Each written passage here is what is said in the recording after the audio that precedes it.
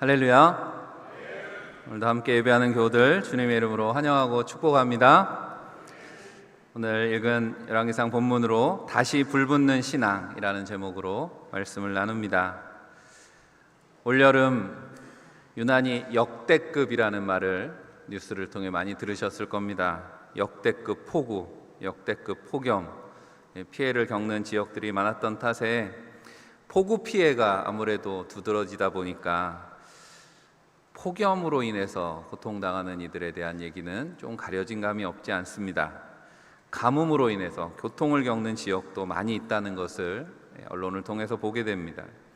전 세계적으로 보면 기후변화 때문에 가뭄의 빈도와 강도가 해가 갈수록 심각해져가는 그런 추세입니다.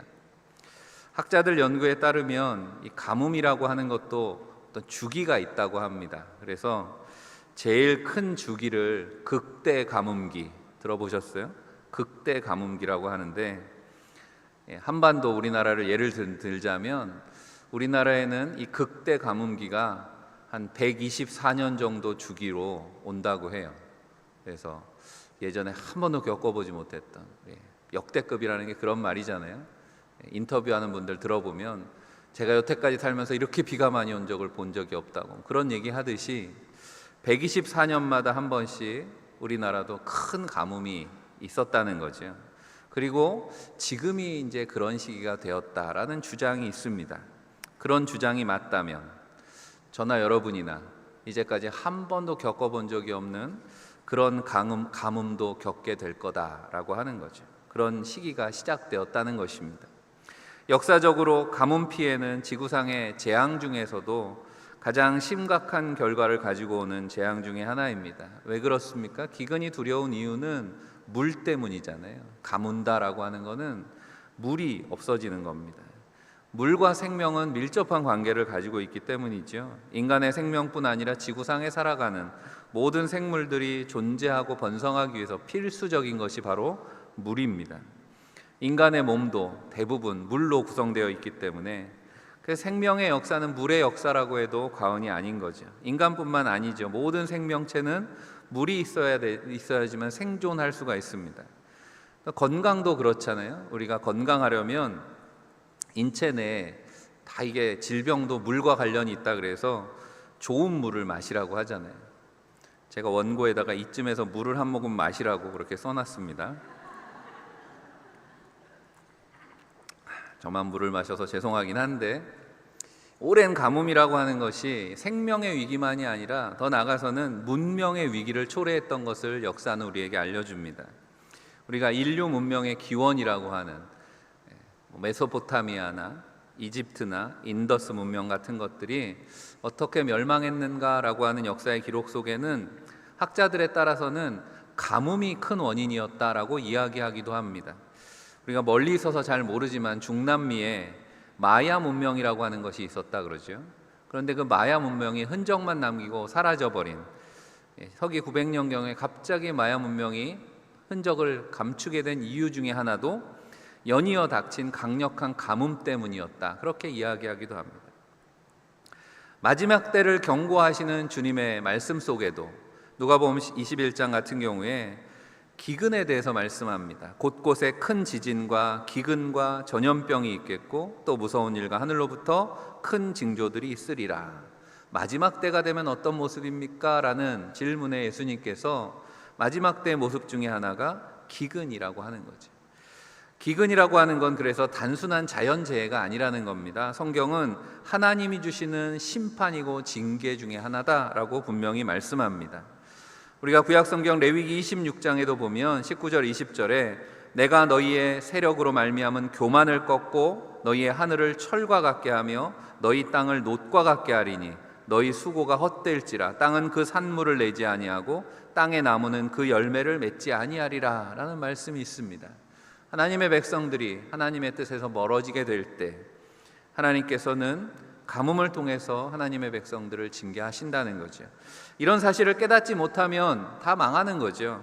하지만 이것이 단순한 자연현상이 아니다라는 사실을 알게 되면 하나님의 음성을 듣는 기회로 삼는 자는 피할 길을 얻게 될 줄 믿습니다. 오늘 읽은 말씀 속에도 또 다른 기근의 시대에 대한 말씀이 있습니다. 바로 북이스라엘, 오므리의 아들 아합이 이스라엘을 다스리던 때, 아마도 이스라엘 역사 중에서 가장 악한 왕을 꼽으라고 하면 성경은 아합 왕이라고 이야기할 겁니다. 아합의 시대에 대해서 성경이 어떻게 고발하고 있냐면 열왕기상 16장 30절 31절에 오므리의 아들 아합이 그의 이전의 모든 사람보다 여호와 보시기에 악을 더욱 행하여 말씀합니다. 느밧의 아들 여로보암의 죄를 따라 행하는 것을 오히려 가볍게 여기며 시돈 사람의 왕 엣바알의 딸 이세벨을 아내로 삼고 가서 바알을 섬겨 예배하고 말씀하죠. 이 말씀 속에 아합이 그 전에 어떤 왕들보다 악한 왕이다, 그 악한 왕이 된 이유, 그것을 성경이 어떻게 평가하냐면 바로 바알을 섬겨서 예배했다라고 하는 것으로 말씀하고 있습니다. 아합의 시대에 그 악의 절정은 이스라엘을 바알 신앙으로 물들게 한 것입니다. 그 물들게 하게 된 계기가 어떻습니까? 시돈 왕 엣바알과 혼인 관계를 맺게 된 것입니다. 엣바알이라는 말은 바알과 함께하는 자라고 하는 그런 의미입니다. 그러니까 이 엣바알이라는 왕은 바알의 제사장이었던 사람이죠. 그런데 시돈의 왕이 되었습니다. 왕을 죽이고 시돈의 왕이 되어가지고 누구보다도 바알 신앙의 숭배자였던 이 엣바알이 그의 딸 이세벨을 아합과 결혼하게 하는 거죠. 그래서 이세벨이 왕비가 되면서 이스라엘은 바알 숭배로 물들게 됩니다. 북이스라엘의 수도였던 사마리아에 바알의 신당이 세워지고 하나님의 선지자들이 핍박을 받습니다. 결국 바알 숭배가 북이스라엘의 지배적인 신앙이 되었다라고 하는 거죠. 그리고 이세벨이 낳은 딸 아달랴가 있는데 이 아달랴가 남유다 왕 당시 여호람과 혼인을 하게 됩니다. 북이스라엘과 남유다가 혼인 관계를 맺게 되면서 바알 숭배의 영향력이 남유다까지 뻗치게 되는 거죠. 그러니까 북이스라엘 남유다 할 것 없이 온 이스라엘 땅이 바알 숭배로 물들게 되었습니다. 이처럼 하나님의 신앙의 불이 꺼져가고 있는 이스라엘에 하나님께서는 바로 위대한 선지자 엘리야를 보내주셨습니다. 엘리야가 사역을 시작할 때 이스라엘 땅에 수년 동안 가뭄이 있을 것이다 라고 하는 예언과 함께 등장했습니다. 바로 열왕기상 17장 1절 말씀인데요, 길르앗에 우거하는 자 중에 디셉 사람 엘리야가 아합에게 말하되 내가 섬기는 이스라엘 하나님 여호와께서 살아계심을 두고 맹세하노니 내 말이 없으면 수년 동안 비도 이슬도 있지 아니하리라. 엘리야의 선포를 통해서 온 이스라엘에 극심한 가뭄이 임하게 된 거죠. 이슬도 없는 그런 상태가 되었다는 거죠. 그런데 역설적이게도 이 아합 왕 시대에 사실 북이스라엘은 굉장히 풍요로웠습니다. 그 어느 때보다도 풍요를 누리는 그런 시대가 되었습니다. 그리고 그 풍요를 유지하기 위해서, 원래 있으면 더 가지려고 하잖아요. 그러니까 그 풍요를 유지하려니까 주변과 좋은 관계를 유지하기 위해서 북쪽의 시돈과 정략 결혼을 하고 이세벨을 왕비로 맞았던 것입니다. 하지만 그런 인간적인 수단이 소용없다라고 하는 것을 하나님께서 선지자 엘리야를 통해서 깨닫게 하시기 위해서 이스라엘에 3년 반 동안 극심한 기근을 보내셨다라고 하는 겁니다. 얼마나 기근이 심했는가? 아합 왕까지 나서서 물이 나오는 곳을 찾아다녀야 했습니다. 어디 좀 물의 근원이 있는가 신하들을 다 보내서 아합 왕까지 나서서 물의 근원을 찾아다녔다 성경은 말씀하죠. 그런데 아합 왕이 그 물의 근원을 찾는 것보다 더 혈안이 되어서 찾았던 것은 누구냐면 바로 엘리야 선지자를 찾았습니다. 선지자에게 도움을 청하기 위해서 찾은 것이 아니라 자신의 잘못된 통치와 우상 숭배로 인한 그런 결과로 온 나라와 백성들이 도탄에 빠져서 백성들이 신음하는 것에 대한 걱정이나 아니면 반성은 없이 엘리야 때문이라는 거죠. 이 기근이. 그래서 하나님의 심판을 전한 선지자만 눈에 불을 켜고 찾았다는 것입니다. 결국 엘리야가 하나님의 말씀을 들고 다시 아합 앞에 서게 됩니다. 그리고 아합을 만나서 한 이야기가 뭡니까? 기근을 멈추게 할 조건으로 우상의 선지자들과 대결을 벌이겠다. 갈멜산의 싸움을 선언하죠. 바알의 선지자 450명, 아세라 선지자 400명, 850대 1로 싸움을 붙게 되는 것입니다. 우리는 성경을 내용을 다 아니까 갈멜산에서 위대한 승리가 있었습니다. 하지만 그 싸움이 시작되던 때로 다시 돌아가서 엘리야의 입장에 한번 돼보시기를 바랍니다. 지금 온 이스라엘은 바알 숭배로 꽉 차 있습니다. 바알과 아세라를 섬기는 850명의 제사장들과 혈혈단신 혼자서 상대해야 되는 겁니다. 눈앞이 얼마나 막막한 싸움이었을까 생각해 봅니다. 하지만 엘리야가 위대하다라고 하는 건 이런 거죠. 기근의 때에도 그를 먹이셨고 보호하신 그 하나님을 믿고 홀로 갈멜산에 오릅니다. 꺼져가는 이스라엘의 하나님 신앙에 불을 붙이기 위해서 목숨을 걸었다라고 하는 겁니다. 그런 엘리야의 마음을 생각하면서 오늘 함께 은혜의 말씀 나누기를 원합니다. 첫 번째로는 지금 이스라엘에 무엇이 필요합니까? 하나님의 임재의 불이 필요했습니다. 살아계신 하나님을 믿는 신앙의 회복이 필요했던 거죠. 하나님이 택하시고 하나님께서 길러주신 이스라엘 백성 아닙니까? 하지만 지금 이스라엘은 하나님을 믿지만 하나님이 살아계신 것 같지 않은 삶을 살고 있습니다. 갈멜산에서 오늘 말씀에 엘리야가 백성들에게 선포하는 말씀 속에 그런 이스라엘 백성들의 영적인 상태가 그대로 고스란히 드러나 있죠. 21절 말씀입니다. 엘리야가 모든 백성에게 가까이 나아가 이르되 너희가 어느 때까지 둘 사이에서 머뭇머뭇하려느냐.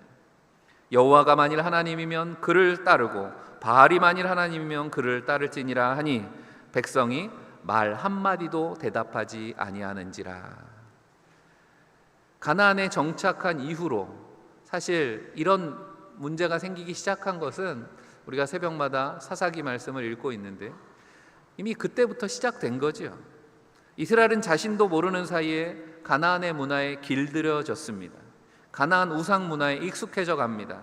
하나님을 믿는 신앙과 우상의 문화가 뒤섞이게 됩니다. 그러니 내가 지금 하나님을 믿는 것인지 바알을 믿는 것인지 구분이 안 되는 그런 상황이 되었습니다. 한마디로 말해서 양다리 걸친 신앙이 되었다라고 하는 거죠. 종교 혼합주의라고 하는 겁니다. 머뭇거린다. 너희가 왜 머뭇거리느냐라는 말은 원어에 보면 이 의미는 쩔뚝거린다 그런 의미입니다. 양다리를 걸치고 있으니 제대로 걷지를 못합니다. 절름발이 신앙이 되었습니다. 때로 힘들면 하나님을 찾기도 합니다. 사사기에 보면 그런 내용이 나오지요. 하지만 눈앞에 풍요를 약속하는 우상도 놓지 못하는 왜곡된 신앙의 모습이 되어버렸습니다. 더구나 나라에서 앞장서서 왕이 앞장서서 우상 숭배를 장려하고 있으니 더 말할 것도 없는 거죠. 그런 백성들 앞에서 엘리야가 결단을 요구하는 겁니다. 언제까지 머뭇머뭇하겠습니까? 하나님을 섬기든지 바알을 섬기든지 지금 마음을 정하시오. 그런데 아무도 선뜻 나서지 못했다라고 하는 겁니다. 왜 그렇습니까? 그들 안에 신앙의 불이 꺼져가고 있다라고 하는 겁니다. 이미 꺼져버렸는지도 모르겠습니다. 하나님을 믿는 신앙의 불이 꺼져버렸어요. 하나님이 없는 가슴은 결단하지도 못하는 것입니다. 머뭇거리게 되는 이유, 확신이 없기 때문이었다는 거죠. 하나님에 대한 확신이 없습니다. 하나님이 살아계시지 않아서가 아니죠. 하나님은 언제나 변함없이 살아계시지만 살아계신 하나님을 믿고 사는 삶에 대한 확신이 없는 겁니다. 이런 상황에 하나님만 믿고 살면 왠지 손해볼 것만 같은, 저 집도 다 바알도 섬기고 하나님도 섬기고 하는데 우리만 하나님을 섬겼다가 이 가나안 땅에 이 풍요를 누리지 못하면 어떻게 하는가? 왜 나만 그렇게 해야 되는가? 그렇게 되는 까닭은 하나님 말씀에 대한 확신이 없기 때문이죠. 말씀을 잊어버렸기 때문입니다. 사사기에 보면 그런 말씀이 나옵니다. 여호수아가 죽고 여호수아 시대에 그 조상들도 다 죽고 나니 다른 세대가 등장했다 말씀합니다. 다른 세대. 뭐가 다르냐? 하나님을 잊어버렸다라고 하는 겁니다. 말씀이 정말 그런가? 말씀에 순종해서 살아보지 않았기 때문에 말씀을 잊어버리게 되는 거죠. 삶 속에 말씀을 실천하고 삶으로 말씀이 증명된 경험이 없으니까 그렇습니다. 머뭇거린다라고 하는 건 뭔가 결단을 못하고 미련이 남아있는 거죠. 너희가 어느 때까지 둘 사이에 머뭇머뭇하느냐 묻는 엘리야의 책망은 어쩌면 그 시대 이스라엘 백성들을 향한 책망만은 아니지 않습니까? 어쩌면 우리도 날마다 그런 신앙의 갈등 속에 살아가고 있진 않냐라고 하는 겁니다. 예수님 당시에도 제자들을 향해서 예수님께서 이렇게 말씀하십니다. 마태복음 6장 24절에 세 번역으로 읽으면 아무도 두 주인을 섬기지 못한다. 한쪽을 미워하고 다른 쪽을 사랑하거나 한쪽을 중히 여기고 다른 쪽을 업신 여길 것이다. 너희는 하나님과 재물을 아울러 섬길 수 없다. 예수님께서는 하나님과 재물 양다리 걸칠 수는 없다 말씀하십니다. 재물이라고 말씀하셨지만 그것을 세상이든 성공이든 욕망이든 무엇으로 바꾸어도 마찬가지입니다. 하나님과 함께 섬길 수는 없다. 그래서 주님은 보물을 하늘에 쌓아두라 말씀하셨습니다. 왜냐하면 보물이 있는 곳에 내 마음이 있을 것이기 때문이다. 하지만 엘리야 앞에 선 백성들은 여전히 양다리를 걸치려고 했다는 거지. 미련을 버리지 못합니다. 포기하지 못하니 결단할 수 없습니다. 아무도 한마디도 하지 못했습니다.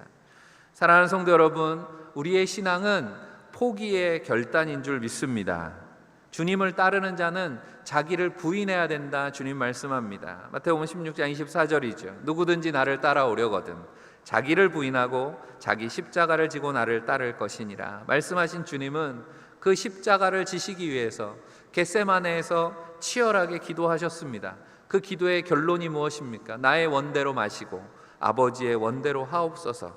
주님의 기도 속에 자기 부인의 의미가 분명하게 담겨 있는 거죠.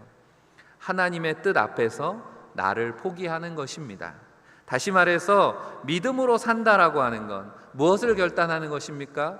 내 삶이 누가 지배하는가를 결단하는 거죠. 내가 아닌 하나님이 지배하시는 삶으로 결단하는 것입니다. 여러분, 오늘 내 삶의 지배자가 누구입니까? 하나님이십니까? 아니면 내 생각과 욕심입니까? 하나님이 지배하는 삶을 사는 저와 여러분들이 되시기를 바랍니다. 하나님과 바알 사이에 그렇게 결단을 촉구하고 있지만 사실 바알이 무엇입니까? 바알은 존재도 없는 우상이잖아요. 사람의 욕망이 투사되어 있는 사람이 만든 신일 뿐입니다. 생명 없는 우상입니다. 하지만 어떻게 바알이 하나님과 상대하게 될 만큼 힘을 얻었냐라고 하는 거죠. 바알에게 생명과 힘을 부여한 것은 바로 이스라엘 자신이었다라고 하는 겁니다. 젖과 꿀이 흐르는 가나안 땅을 선물로 주신 것은 하나님이신데 그곳에서 누리는 풍요 속에서 이스라엘은 그만 하나님을 의지하는 법을 잊어버리고 말았다라고 하는 겁니다.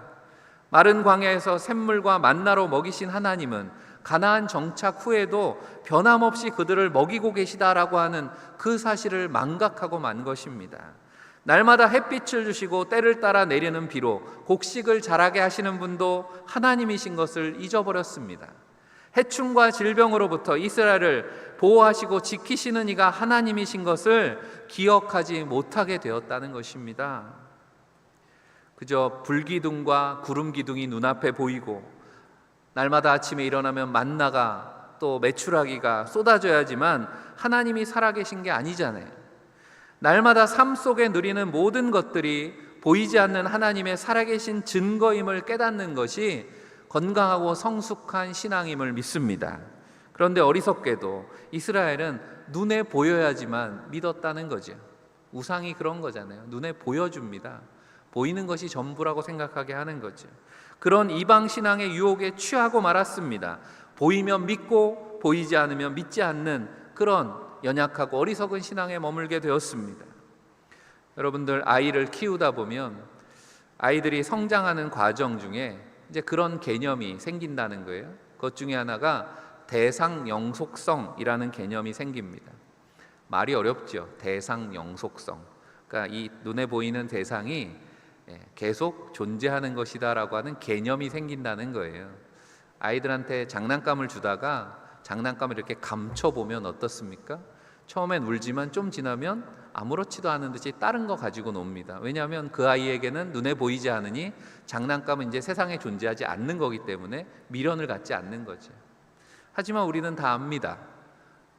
감춘들 그것은 여전히 그곳에 있다라고 하는 거. 그게 대상영속성이라는 개념이라는 거예요. 유치한 신앙이 그런 겁니다. 눈앞에 하나님의 역사가 나타나야지만 비로소 하나님이 살아계신 줄 알고 믿는다는 거죠. 하지만 신앙이 성숙하게 되면 어떻습니까? 우리의 처지와 환경이 상관없이 언제 어디서나 하나님의 변함없으신 임재를 믿습니다. 임마누엘이라고 하는 신앙이죠. 하나님 오늘도 여기에 우리와 함께 하시는 줄 믿습니다. 매일의 삶이 그렇게 하나님이 주신 은혜의 선물이고 우리의 일상이 날마다 하나님께서 이루시는 기적이라고 하는 사실을 고백하게 되는 것입니다. 그렇게 되면 오늘 비록 날씨가 흐려도 먹구름 위에 여전히 찬란한 태양이 빛나고 있듯이 오늘 내 삶이 비록 어렵고 힘들어도 나를 향하신 하나님의 놀라우신 계획과 축복의 약속은 변함이 없음을 바라보는 거지요. 그런 믿음의 확신, 하나님의 임재가 저 여러분 가운데 있기를 주님의 이름으로 간절히 축원합니다. 두 번째로, 그런 확신이 있으면 우리 안에 사명의 불이 붙게 되는 것입니다. 바로 하나님께 쓰임받는 삶을 결단하게 되는 거죠. 믿음이 있다라고 하는 건 내가 하나님께 받은 사명이 있다는 걸 알고 그 사명에 나를 결단하는 것입니다. 비록 우상에 물든 이스라엘이고 하나님 임재를 믿는 신앙의 불이 꺼진 것 같지만 엘리야의 가슴만큼은 뜨거운 사명으로 불타고 있었습니다. 오늘 22절 말씀이죠. 엘리야가 백성에게 이르되 여호와의 선지자는 나만 홀로 남았으나 바알의 선지자는 450명이로다. 나만 홀로 남았습니다. 하나님의 제단의 불은 꺼졌고 거짓신 바알에게 무릎을 꿇은 선지자들이 이렇게 많습니다. 너무도 분합니다. 하나님의 백성들이 어디에 있습니까? 하나님께 기도합니다. 하지만 엘리야는 그렇다고 해서 물러서지 않았다라고 하는 거죠. 나 혼자 남았지만 하나님으로 충분하기 때문을 믿었습니다. 영적인 싸움의 승리라고 하는 건 숫자의 많고 적음에 달려있지 않다라고 하는 걸 성경은 분명하게 말씀하지요. 왜냐하면 영적인 싸움은 내가 싸우는 게 아니기 때문에 하나님이 나를 통해 싸우시는 것이기 때문에 하나님을 믿고 나갈 때 우리는 언제나 승리하는 줄 믿습니다. 엘리야는 그렇게 간절히 소망했습니다. 이스라엘에 꺼져 있는 신앙의 불꽃이 이곳 갈멜산에서 여호와의 이름을 부르는 나로 인해 다시 타오르게 하여 주옵소서. 24절에 너희는 너희 신의 이름을 부르라. 나는 여호와의 이름을 부르리니 이에 불로 응답하는 신 그가 하나님이니라. 엘리야가 자신 있게 고백하는 건 어떤 의미를 담고 있습니까? 너희가 아무리 불러도 너희는 가짜 신이니까 바알이 불을 내려줄 리는 없죠. 하지만 내가 믿는 하나님, 오늘도 살아계시고 나와 함께 하시는 이 하나님이 우리의 꺼진 제단에 다시 불을 붙여 주실 줄 믿습니다 라는 고백을 하는 거죠. 엘리야에겐 그런 확신이 있었습니다. 가뭄 속에서도 그를 먹이셨고 인도하셨고 지켜주신 하나님, 이제 그 하나님의 이름을 부를 때 불로 응답하실 것을 믿었다는 거죠. 이어지는 말씀은 다시 성경을 읽어보지 않아도 여러분들이 내용을 알고 있습니다. 아침부터 저녁까지 먼저 바알의 제사장들이 열심히 제사를 드렸습니다. 하지만 아무 응답이 없습니다. 바알 신앙의 무기력함을 목격한 백성들이 엘리야가 이런 걸 노린 거죠. 백성들 앞에서 싸움을 벌인 이유는 바알아, 너희가 보고야 믿는다면 바알은 이렇게 아무 능력이 없다는 걸 그들에게 깨닫게 하는 거죠. 그러고 나니 백성들이 엘리야를 따르기 시작합니다. 함께 무너진 여호와의 제단을 쌓았습니다.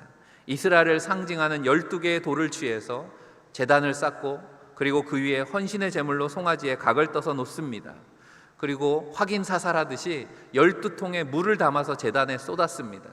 여러분도 캠프파이어 같은 걸 하실 때 불이 너무 크게 붙을까 봐 기름만 붓는 게 아니라 물도 같이 부어보신 경험이 있을 겁니다.